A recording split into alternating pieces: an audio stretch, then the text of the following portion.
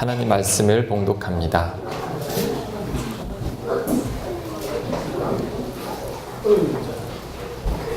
네, 세상은 다시 나를 보지 못할 것이로되 너희는 나를 보리니 이는 내가 살아 있고 너희도 살아 있겠음이라.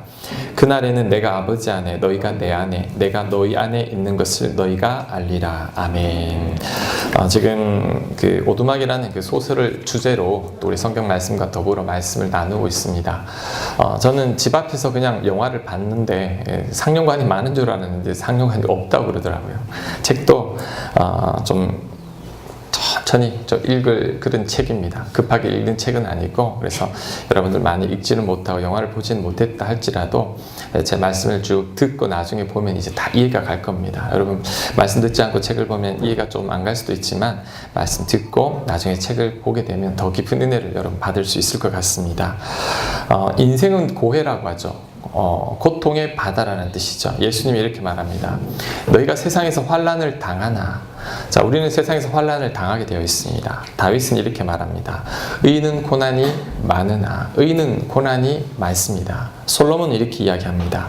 전도서 2장 23절에 일평생에 근심하며 수고하는 것이 슬픔뿐이라 나의 마음이 밤에도 쉬지 못하나니. 자, 고통, 고난, 쉬지 못하는 것, 이것이 바로 우리 인생입니다. 소설 오두막의 주인공도 그랬죠. 그는 아버지 학대를 당했습니다. 그래서 13살에 가출을 하게 되죠. 그 기도 많이 했습니다. 그 책을 보면 하나님께 아버지가 이제 그만 구타하고 또 좋은 아버지가 되게 해달라 기도를 했지만 결국 아버지에게 너무 많이 맞고 가출을 하게 되죠. 하나님에 대해서 어떻게 보면 상처를 받은 거죠. 그렇게 기도를 했건만 응답해 주시지 않는 하나님. 자, 그러다가 이제 결혼하고 딸을 5살짜리 딸, 자, 연쇄살인범에게 유괴돼서 죽게 됩니다. 그 슬픔을 이루 말로 할 수 없죠. 하나님께 더 화가 납니다. 그렇게 어릴 때부터 자신을 돌보지 않더니 결국 내 딸이 죽는 그 현장에서도 우리 하나님은 보고만 계셨구나. 맥은 하나님께 큰 분노하는 사람이죠. 여러분 성도님들을 많이 만나다 보니 정말 맥과 같은 사람들이 있습니다. 이해할 수 없는 고통과 고난으로 아파하는 사람들이 있습니다. 왜 하필 나에게 이런 일이 생깁니까? 내가 뭘 그렇게 잘못했다고 이런 일을 생기게 하십니까? 이해할 수 없는 고통과 고난 중에서도 가장 큰 것이 바로 어린 자녀의 죽음이 아닐까라고 생각합니다. 오두막이라는 소설에서 우리 주인공 맥이 어린 딸을 잃는 그런 설정을 한 것만 봐도 그 고통이 너무나 크죠. 그것도 병도 아닌 진짜 연쇄살인범에게 갑자기 그렇게 죽게 되니 얼마나 화가 나고 분노가 치밀어 오르겠습니까? 목사다 보니 이제 장례식장에 많이 가고 우리 화장터에도 많이 갑니다. 우리 파주의 벽제 승하원이 있죠. 이거 수십 번도 더 가봤는데 이제 승하원 쪽 그 화장터에 갔을 때 유난히도 이제 시신이 들어올 때 유난히도 막 울음소리가 큰 곳이 있습니다. 그래서 그곳을 쳐다보면 아니나 다를까 꼭 아이들의 죽음입니다. 아이들 영정의 사진이 있잖아요. 울음이 큰 곳은 거의 다 아이들의 죽음입니다. 이제 그들이 옆에 지나갈 때 저는 그 아이를 한 번도 본 적이 없는데 나도 눈물이 납니다. 왜? 그 고통이 느껴지기 때문이죠. 한 번도 본 적이 없는 저도 이렇게 고통스러운데 그 부모님의 아픔은 오죽하겠습니까? 세월호 사건이 있었을 때 저는 충격에 빠졌습니다. 왜냐하면 저는 구조될 줄 알았습니다. 여러분들도 다 기도했을 거 아닙니까? 하나님 저 아이들 살려달라고. 우리 대한민국 국민이 다 기도했을 겁니다. 그런데 자 그만 가라앉고 말았죠. 그래도 구해낼 수 있을 거야. 그 300여 명이 넘는 그 어린 학생들이 다 죽고 말았습니다. 제가 얼마나 속이 상하든지 속으로 이런 말이 저절로 터졌습니다. 하나님 뭐 하세요? 전지전능하신 하나님이시라는데 이렇게 많은 사람들이 기도하고 있을 텐데 저 아이들 중에 분명히 하나님께 기도하는 아이들도 있었을 거고 그 부모님들도 기도했을 텐데 하나님은 왜 기도 듣지 않으십니까? 하나님 이때 왜 가만히 보고만 계십니까?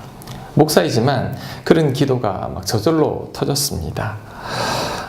다윗도 그런 인생을 많이 겪었던 것 같습니다. 그 시편 13편 1절에서 이런 기도를 합니다. 여호와여, 어느 때까지니까 나를 영원히 잊으시나이까? 주의 얼굴을 나에게서 어느 때까지 숨기시겠나이까? 잊으셨습니까? 숨기셨습니까? 이렇게 하나님께 고백하고 있는 거죠. 여러분, 우리 인생 살다 보면 같은 일이 아니지만 비슷한 일을 겪을 수 있습니다. 비슷한 고통을 겪은 분들도 있을 겁니다. 그 고통의 순간에는 정말 하나님이 안 계시는 것처럼 느껴집니다. 그래서 화가 납니다. 저도 그런 적이 있죠. 하나님께 화가 납니다. 하나님 어떻게 이럴 수 있습니까? 자, 여러분 어떻게 해야 되나 이럴 때. 자, 여러분 그래도 기도는 해야 됩니다. 야고보서 5장 13절 이렇게 말합니다. 너희 중에 고난 당하는 자가 있느냐? 그는 기도할 것이요. 빌립보서 4장 6절에는 아무것도 염려하지 말고 다만 모든 일에 기도와 간구로 너희 구할 것을 감사함으로 하나님께 아뢰라. 그리하면 모든 지각에 뛰어난 하나님의 평강이 그리스도 예수 안에서 너희 마음과 생각을 지키시리라. 그럼에도 불구하고 기도해야 됩니다. 굉장히 무책임한 답변처럼 들리지만 그래도 기도해야 됩니다. 왜냐하면 그 가운데서도 기적을 경험하는 사람들이 있습니다. 지난 교회에서도 우리 교부에 백혈병 걸렸다가 나은 아이도 있습니다. 우리 멀리 가지 않고 우리 명음이 자매 아버님만 해도 이제 몇 달 못 사실 거라고 했는데 이제 2년 넘게 사시고 그 사이에 예수님 믿고 세례 받고 이제 천국 가셨습니다. 우리 생각하고는 또 다르죠. 환난과 고통 가운데 있을 때 여러분 그래도 기도해야 됩니다. 하나님 그 기도 들으십니다. 자, 그런데 오늘의 주제는 그런데도 기도 응답받지 못했을 때 어떡합니까? 이런 경우를 더 많이 봅니다. 정말 이해할 수 없는 고통 가운데 빠진 사람들, 맥과 같은 일들, 세월호 같은 사건들. 자, 여러분 이럴 일이 생기면 어떻게 해야 할까요? 오늘 설교 제목이 하나님께 화가 날 때입니다. 정말 하나님께 화가 날 때가 있습니다. 자, 여러분 이럴 때 어떻게 해야 될까요? 제가 3가지를 말씀드립니다. 다 연결되어 있습니다. 잘 들으셔야 됩니다. 첫 번째, 자, 그 답을 이 소설 오두막가 성경에서 답을 찾아보았습니다. 주인공 맥이 딸이 죽은 후 오두막에서 하나님을 만나고 그때 하나님께 따지기 시작합니다. 왜 딸이 죽을 때 막지 않았습니까? 화가 나서. 왜 보고만 있었나요? 당신 하나님인데 그렇게 무책임해도 됩니까? 그때 하나님 이런 말씀을 하십니다. 길게 이야기했지만 제가 쉽게 풀어서 이야기합니다. 내가 막을 수 있었다. 네 딸이 죽을 때 막을 수 있었단다. 하지만 그 모든 일에 다 개입하기 시작하면 모든 인간사 일들에 내가 다 개입할 수밖에 없단다. 제가 쉽게 예를 들어보겠습니다. 자, 세월호 사건, 하나님이 개입하기 시작하신다면 어떻게 그런 사건이 생겼죠? 인간의 탐욕 때문이죠. 더 많이 적재하고 그 다음에 그 선장 본인만 살려고 나왔죠. 이기적인 마음들이죠. 자, 그것을 막으려면 탐욕을 가진 인간들을 바꿔야 합니다. 그 인간들의 그 탐욕의 원인을 찾아보니 자, 그 관계된 사람들이 어릴 적부터 많이 고생했고 고통받았고 상처가 있습니다. 사랑받지 못했습니다. 그럴 수밖에 없었던 거죠. 그래서 그것을 바꾸려면 이제 그 사람들의 부모님을 또 바꿔야 되는 거예요.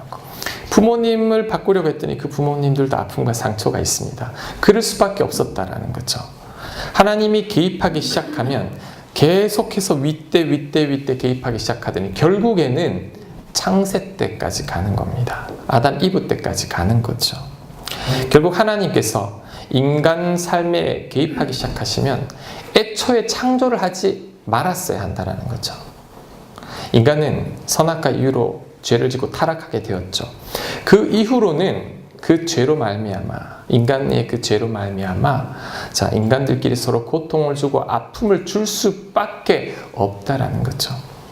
그것을 하나님 개입하기 시작하면 자, 애초에 창조 자체를 하지 말아야 한다라는 거죠. 하나님이 우리 일들에 개입하기 시작하면 여러분의 자유와 여러분의 의지는 없어집니다. 하나님을 두려워하는 로봇과 같은 인간만 남게 된다라는 거죠. 더 쉽게 이야기해 볼게요. 자, 여러분의 부모님이 여러분을 너무 사랑해서 여러분이 아픔을 겪는 것도 보지도 못하고 여러분의 고통스러운 일을 겪는 것도 도저히 용납할 수가 없습니다. 그래서 여러분의 모든 삶에 다 개입합니다. 다 간섭하고 그러면 안 된다. 넌 이래야 된다. 넌 저래야 된다. 자, 위험할까봐 너 거기 가면 안 된단다. 온실에 화초처럼 가둬 키웁니다. 결혼을 하고 난 후에도 날마다 전화해서 너 이래야 된다. 너 저래야 된다. 너 약 먹었니? 너 누구 만나면 안 됩니다. 안 된다. 자, 여러분이 그런 부모님을 두고 계시다면 여러분 행복할까요? 불행합니다. 정말 숨 막히게 되죠. 정말 사랑한다면 자식이 고통과 아픔을 겪는다 할지라도 놔주는 것입니다. 사랑은 구속이 아닙니다. 개입이 아닙니다. 놓아주는 게 진짜 사랑입니다. 그래서 하나님께서 우리에게 모든 일들에 개입하지 않는 거죠. 하나님이 그 작은 일들에 매달 세월호 사건 모든 일들에 다 개입하기 시작하면 여러분 오늘 이 하루만 해도 여러분 정말 억울하게 이해될 수 없는 죽음을 가지는 자가 이 세상에 얼마나 많은지 모릅니다. 우리 그 IT 지진인가 하루 만에 20만 명이 죽었습니다.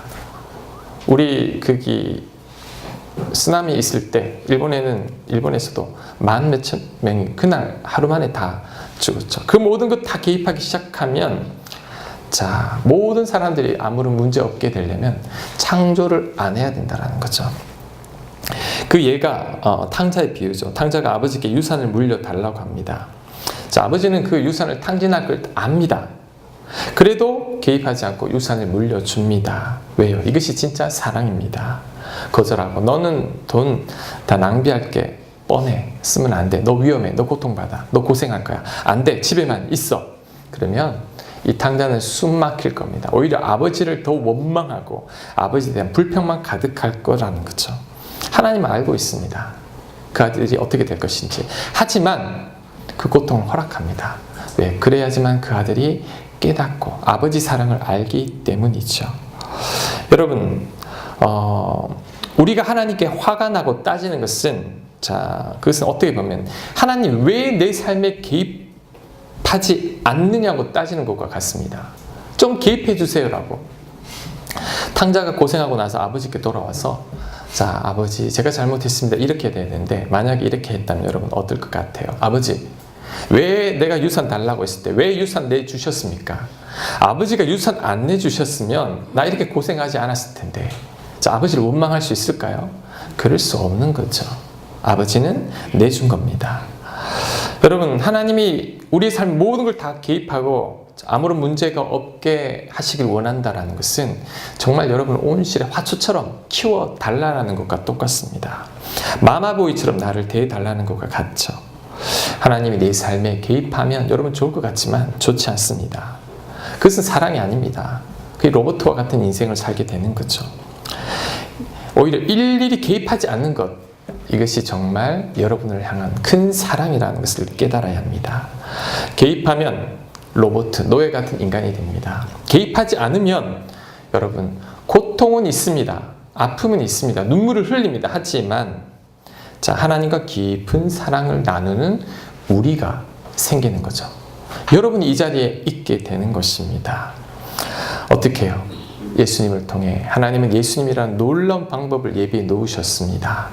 하나님의 무조건적인 사랑을 깨닫게 해서 우리를 하나님을 자녀로 만드신 거죠.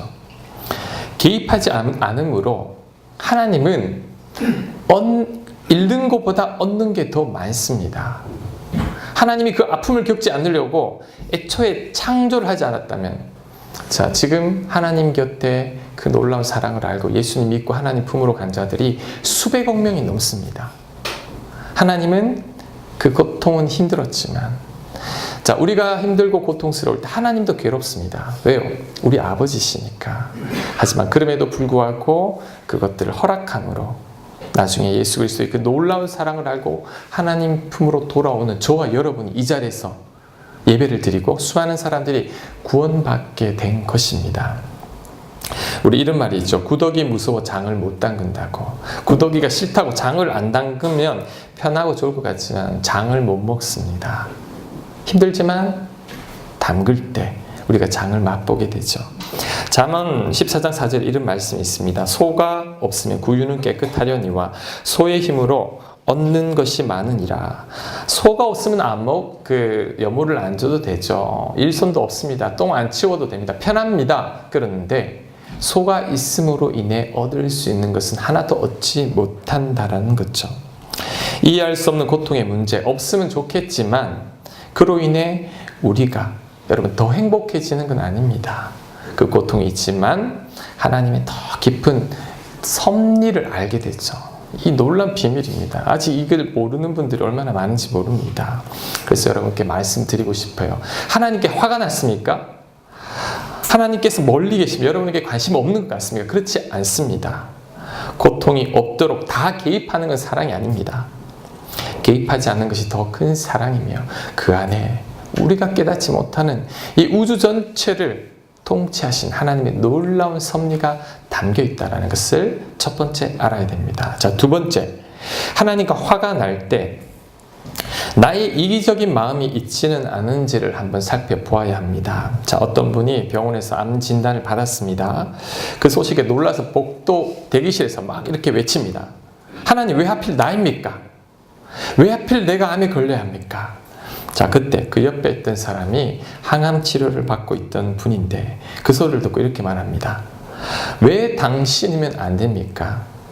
나는 암에 걸려도 괜찮고 당신은 암에 걸리면 안 됩니까? 자, 그 말을 하니까 외쳤던 분이 아무런 소리를 할 수 없었다고 합니다. 그 말이 맞잖아요. 자, 여러분, 하나님께 화가 날 때 이처럼 나의 이기적인 모습이 그 안에 담겨 있습니다. 내가 깨닫지 못하는, 나만 잘 살고 나만 행복하면 된다라는 못난 마음이 우리 안에 있다라는 거죠. 사랑하는 사람은 누구나 아프다. 우리 김영국 목사님의 책에 있는데 그 책에 이런 이야기가 있었습니다. 우리 아서 애쉬라고 우리 전설적인 테니스 선수였었죠. 1960년대, 70년대를 주름 잡던 선수인데 그랜드슬램 3번 우승하고 윈블던에서도 우승하고 세계 랭킹 1위였죠. 그런데 이 선수가 갑자기 심장마비가 걸려가지고 2번 수술을 받습니다. 근데 설상가상으로 수술 받기 전에 수혈을 했는데 그때 에이즈에 감염이 된 거죠. 그래서 50세의 젊은 나이로 죽었습니다. 그가 투병 중일 때 한 팬이 그에게 이런 편지를 썼습니다. 왜 하나님이 당신에게 그토록 나쁜 병에 걸리게 했는지 모르겠습니다. 자, 그때 우리 그 아서 에서 선수가 이런 답을 합니다. 전 세계적으로 테니스 선수들이 50만 명이 있고 그 중에 그랜드 대회에 참석할 수 있는 분이 5,000명이고 윈블던 대회에 참석할 수 있는 사람이 50명이다. 그런데 나는 그 중에서도 우승컵을 거머쥐었다라는 거죠. 그런데 그 많은 사람들 가운데, 전 세계 그 많은 사람들 가운데 내가 우승했을 때 저는 하나님께 왜 접니까? 라고 묻지 않았습니다. 라는 거죠.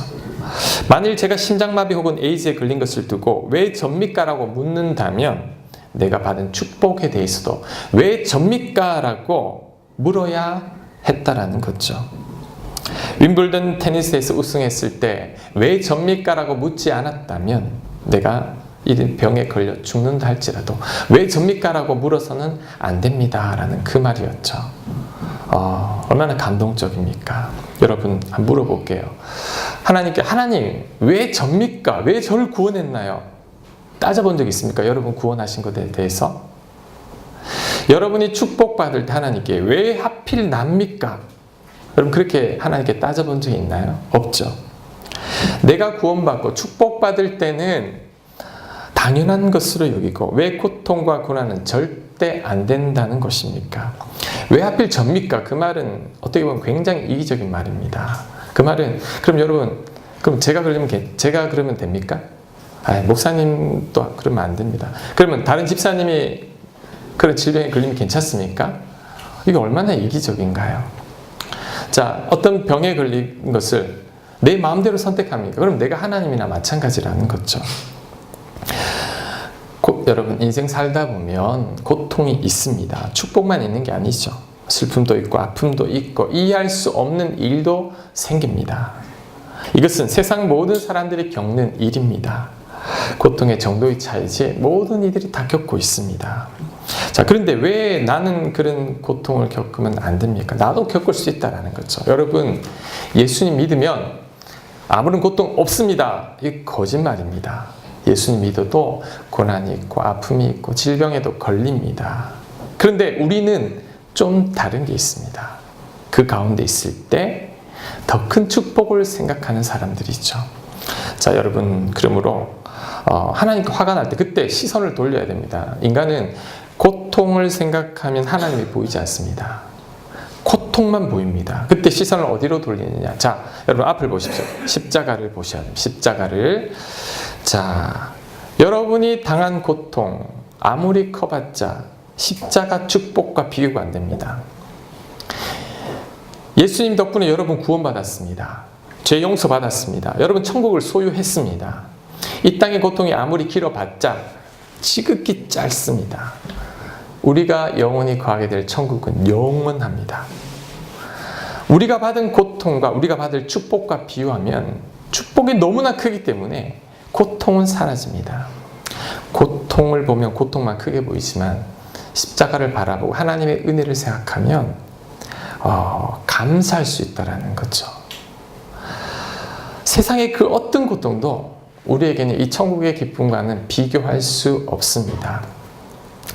오두막에서 이 맥이 하나님께 따져들 때 하나님이 그를 설득합니다. 하나님의 그 놀라운 섭리를 이야기해 주면서 이제 이튿날쯤가는 예수님이 이제 이 맥을 데리고 어디를 가는데 천국을 볼 수 있게 해줍니다. 그런데 딸이 보이는 거예요.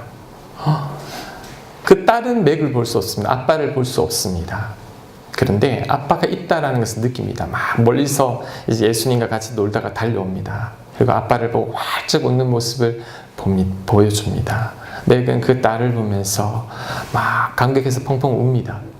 그렇게 보고 싶었던 딸, 억울하게 죽었다라고 생각했던 그 딸이 정말 너무 즐겁고 행복하게 잘 살고 있는 것을 보니 이제 그때 위로를 받기 시작합니다. 그때 치유가 되기 시작하죠. 그 천국을 보면서.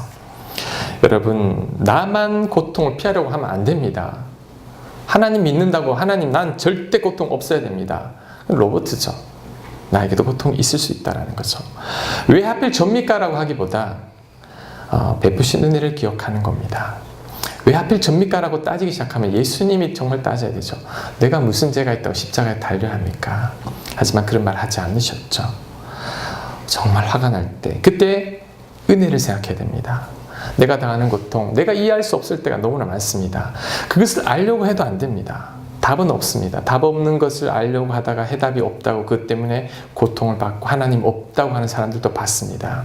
그런데 첫 번째 제가 두 번째 이유를 말하고 있는데 이것만 해도 하나님께 충분히 감사할 수 있다라는 거죠.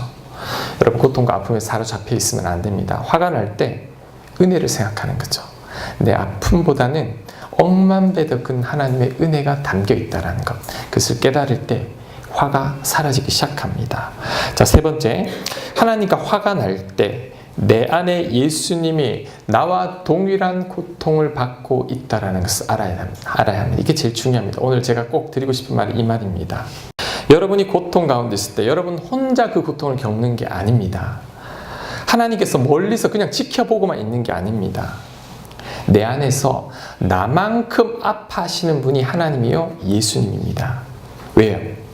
예수님은 내 안에 거하시기 때문이죠. 한 몸입니다. 한 몸이니 내가 겪는 아픔을 그대로 겪는 것입니다. 그런데 우리가 화가 나고 고통에서 힘들어하는 이유는 내 안에 계신 그 하나님이 있다는 것을 깨닫지 못하기 때문입니다. 하나님이 여러분을 멀리 계시는 것도 아니고 도와주지 않는 것도 아니고 내 안에 계신 그 예수님을 우리가 깨닫지 못하기 때문이죠. 자, 오늘 읽은 말씀 우리 성경 본문 다시 한번 읽어보겠습니다. 19절. 세상은 다시 나를 보지 못할 것이로되 세상은 예수님 못 봅니다. 너희는 나를 보리니 우리는 볼 수 있습니다. 이는 내가 살아있고 너희도 살아있겠음이라. 20절. 그날에는 이제 예수님이 승천하시고 이제 마지막 이 성령님 다 보내주신 그날에는 내가 아버지 안에 너희가 내 안에 내가 너희 안에 있는 것을 너희가 알리라. 이게 핵심입니다. 자, 여러분, 예수님 믿는다라는 것은 정말 예수님이 내 안에 있는 것을 믿는 것입니다. 저를 한번 보세요. 자, 여러분, 예수님이 여러분 안에 거하심을 믿습니까? 말씀은 아멘 잘 하시는데 안 믿습니다. 안 믿는다니까요. 여러분 안에 예수님께서 여러분보다 더 아파하고 더 힘들어하고 지금도 여러분을 돕고 계시는 걸 안 믿습니다. 믿으면 이렇게까지 낙심하지 않습니다. 이렇게까지 슬퍼하지 않는 거죠. 제가 어떤 그 사모님의 간증을 들었는데, 짧은 간증인데 이런 내용입니다. 우리 사모님인데 남편 목사님이 이제 외도를 하고 아내를 폭행하고 이제 이혼 통보를 하고 자녀들하고 다 내쫓아 버렸습니다. 얼마나 큰 상처가 되는지. 그 사모님이 벗어날 길이 없는 거예요. 우울증에 시달리고 이 자녀들을 어떻게 키워야 될지 막막하고 그렇게 고난 가운데 있을 때 어느 날 사도행전 말씀을 그가 듣게 됩니다. 사도행전 9장 4절. 땅에 엎드려져 들음에 소리가 있어 이르되 사울아 사울아 네가 어찌하여 나를 박해하느냐 하시거늘 대답하여 주여 누구시니까 이르시되 나는 네가 박해하는 예수라. 자, 사울이 예수님을 박해한 적 없습니다. 근데 예수님 왜 박해했다고 하죠? 자, 성도들을 박해했을 뿐입니다. 사울이 예수님을 믿는 성도들을 박해했는데 예수님이 뭐라고 말하냐면 왜 나를 박해하느냐. 자, 그 말이 무슨 말이냐. 성도와 예수님은 동일하다는 거죠. 한 몸이라는 거죠. 그 사모님이 그 말씀을 깨닫고 자기만 혼자 고통 가운데 있었는 줄 알았는데 그게 아니었습니다. 하나님께서 자신을 완전히 내버린 줄 알았는데 그게 아니었다는 거죠. 내 안에서 나와 함께 고통을 겪으시고 나로 인해 눈물을 흘리시고 나를 돕기 원하시는 이제 그 예수님을 느끼기 시작한 거죠. 정말 믿기 시작한 거죠. 그때 이제 회복되기 시작합니다. 그리고 나중에는 이제 간증하러 다니는 그 사모님이 됩니다. 언제? 내 안에 거하신 그 예수님을 믿는 순간이죠. 오두막의 저자 폴 영에 관해서 제가 막 조사를 하다가 그분 인터뷰한 유튜브 영상이 있었습니다. 한 20분 정도 되는 영상이 있는데 그가 이런 간증을 합니다. 그 책이 나오게 된 배경에 대해서 이야기하는데 어렸을 때부터 너무나 많은 상처와 아픔을 겪었죠. 그가 치유받으려고 교회 내에서 정말 많은 노력을 했고 많은 사람들로부터 도움을 받고 프로그램을 참여를 했지만 그가 말하는 것은 30년 동안 치유받으려고 애썼지만 치유가 되지 않았다라는 거죠. 그런데 언제 치유가 되었느냐? 자신을 사랑하시는 하나님의 그 사랑 그리고 자신 안에 계시는 그 하나님을 느끼고 하나님과 예수님과 성령님과의 관계 속에 있을 때 하나님과 깊은 관계 속에 있을 때 하나님의 사랑이 자신도 모르게 자기를 치유했다라는 거죠. 그것을 경험하고 그가 오두막이라는 소설을 쓰게 된 거죠. 그 주인공을 통해 자신의 이야기를 합니다. 내게 어떻게 치유를 받느냐. 그도 하나님을 원망하죠. 하나님께 분노하고 원망하고 맥은 하나님을 이렇게 빈정대기까지 합니다. 하나님은 고통을 보기만 하는 분이라고. 당신 아들이 십자가에 못 박힐 때도 당신은 보고만 있었지 않느냐고 막 화가 나서 따지는데 그때 하나님 손목이 보입니다. 하나님 손목에 못자국이 있습니다. 예수님하고 동일한 못자국이 있었다라는 거죠. 하나님도 같이 고통을 받고 있었다라는 거죠. 그리고 자기 딸 이야기를 할 때 하나님의 눈물을 봅니다. 하나님의 그 고통스러운 모습을 봅니다. 맥이 깨닫습니다. 하나님이 내 딸이 그 고통을 당할 때 그냥 멀리서 방관하고 계신 줄 알았는데 그게 아니었다라는 거죠. 자기만큼 아파했고 아니 자기보다 더 아파했고 고통스럽고 힘들어 했다라는 것을 그가 깨닫고 그 하나님이 자기 안에 있음을 알고 그때부터 치유되기 시작하는 거죠.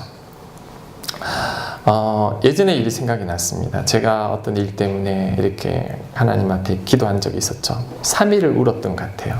밤을 새면서 하나님께 따지고 원통해하면서 막 그러고 있을 때 제가 어떻게 그 자리에 일어났냐면 새벽에 막 울고 있는데 하나님이 저를 꼭 안아주는 듯한 느낌이 들면서 저에게 이런 감동을 주셨습니다. 왜 이렇게 슬퍼하느냐? 왜 이렇게 우느냐? 너 때문에 내가 더 아프다 한다. 이렇게. 그러니까 하나님이 저보다 더 아파하시는 거예요. 내 안에 계신 예수님이 나로 인해 나보다 더 눈물 흘리고 계시는 거죠. 제가 멋쩍어졌습니다. 내가 제일 힘든 줄 알았는데 하나님은 멀리서 보고만 계시는 줄 알았는데 나보다 더 울고 나보다 더 힘들어하는 거예요. 그걸 딱 느끼고 나니까 눈물이 딱 그쳤습니다. 그날 이후로 그것을 완전히 다 잊어버린 것 같아요. 나보다 더 아파하신 하나님, 그 하나님이 바로 내 곁에 있다라는 거죠. 여러분 힘들 때 나만 혼자 고통받고 있는 게 아닙니다. 우리가 왜 힘들까요? 나 혼자 고통받고 있는다고 생각하기 때문이죠. 왜 자살하죠? 내 말 들어줄 사람 한 명도 없다고 생각하기 때문입니다. 왜 하나님께 화가 나고 서운할까요? 그 하나님이 나의 고통을 멀리서 보고만 있다라고 생각하기 때문이죠. 그런데 그게 아니죠. 내 안에 예수님이, 하나님이 동일한 고통을 받고 계셨죠. 아니, 더한 아픔을 느끼고 계셨습니다. 그래서 도저히 안 되겠다. 다 내 책임지 마. 내가 주고 막 십자가에 달리신 겁니다. 더 이상 우리가 고통스러워하는 걸 볼 수가 없어서 예수님께서 내 십자가에 못 박힘으로 이 고통으로부터 우리를 해방시켜 준 거죠. 이 땅에서는 잠시 힘들지만 내가 너희들은 영원한 천국에서 이제 고통과 눈물이 없는 곳으로 너희들을 인도하겠다. 그 사랑을 하나님이 보여주셨고 예수님께서 그 사랑을 십자가에서 보여주신 것입니다. 여러분, 폴 영이 이것을 깨닫고 치유받았고 오두막이라는 소설을 적게 되었고 그 사모님도 자신과 함께 계신 그 예수님이 진짜 믿어지니까 두렵지 않은 거죠. 저도 그걸로 인해 그 어려움을 이겨낼 수 있었던 거죠. 여러분 안에 예수님이 함께 거하고 계심이 믿어질 때, 그리고 그 예수님이 여러분과 함께 고통을 겪고 계시다는 것을 알 때 얼마나 큰 위로가 되는지 모릅니다. 나만 힘든 게 아니구나. 우리 주님 다 알고 계시는구나. 그리고 지금도 나를 돕고 계심을 깨닫게 될 때, 하나님에 대한 화가 사라집니다. 그 모든 환경 가운데서도 오히려 이겨낼 수 있는 힘을 공급받게 되는 것이죠. 말씀을 준비하는데 최근에 많이 불렀던 그 찬양 가사가 다시 떠올랐습니다. 오늘 또 마침 전사님도 찬양을 했죠. 그 신계획 다 볼 수도 없고 개입하지 않는 그 큰 사랑을 우리는 모릅니다. 하나님 그 뜻을 우리가 어찌 다 볼 수 있겠습니까? 작은 고난에 지쳐도 이게 우리 삶이죠. 그 큰 사랑을 깨닫지 못하고 작은 고난에 우리는 고통스러워하고 하나님을 원망합니다. 하지만 주께 묶인 나의 모든 삶, 내가 주님께 묶여 있다고 합니다. 정말이에요. 주님 내 안에 계시죠. 내가 한 몸입니다. 완전 묶여 있습니다. 그것이 버티고 견디게 하시네. 버티고 견디게 합니다. 여러분 안에 계신 예수님이 여러분을 꽉 붙들고 계시고 여러분 그 예수님을 붙들 때 버티고 견딜 수 있는 힘을 공급받게 되는 거죠. 그래서 결론, 은혜 아니면 살아갈 수가 없네. 나의 모든 것 다 주께 맡기니 참된 평안과 위로 내게 주신 주, 내겐 오직 예수뿐이네. 그 고백을 하게 되는 것입니다. 여러분 오늘 제가 세 가지 말씀드렸는데 곰곰이 생각해 보십시오. 하나님에 대한 화가 쑥 가라앉습니다. 그 하나님의 그런 뜻이 있었군요. 내가 그것을 무지해서 깨닫지 못하고 괜히 하나님께 불평하고 원망했던 것 같습니다. 하나님 용서해 주시고 이제는 내 안에 계신 그 예수님 더 의지하는 저희들이 되게 해주십시오라고 하나님께 나가는 저와 여러분들 되시길 간절히 바랍니다. 아멘. 우리 다 함께 일어나서 우리 오직 예수뿐이네 우리 같이 한번